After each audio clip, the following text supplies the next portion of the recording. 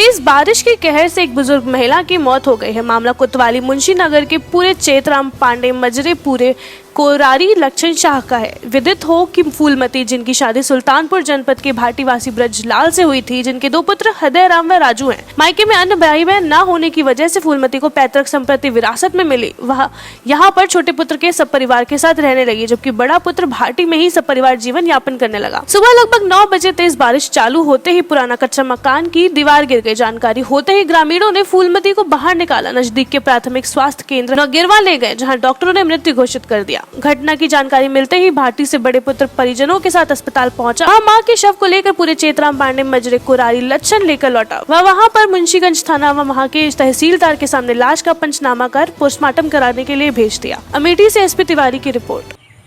आज थानाध्यक्ष मुंशीगंज की सूचना पर यहाँ कोरारी लक्षण शाह में कि एक महिला की मृत्यु हो गई है दीवार गिरने से, हम आए और यहाँ पर आकर देखा तो एक दीवार गिरी हुई थी, लेकिन मौके पर कोई डेड बॉडी नहीं थी। ये पता चला कि वो मौके डेड बॉडी को लेकर वो लोग कहीं दफनाने के लिए ले गए हैं और एसओ साहब ने उनको बुलवाया है।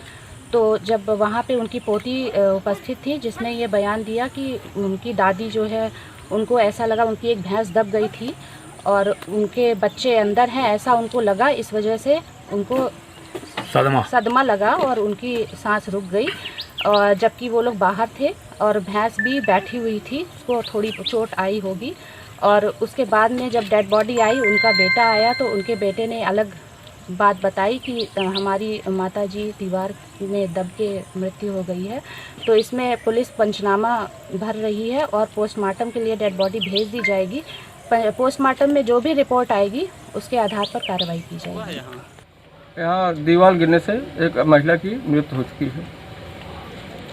तो अभी यशो वगैरह आए हैं, तहसीलदार आए, क्या कार्रवाई कर रहे हैं इस पे? आए मौके सब लोग देखे, देख कर सब लोग गए, यही बता रहे थे कि ठीक है, जब दबके ख़त्म हो गई हैं तो आप लोग इनको अस्पताल भेज दीजिए।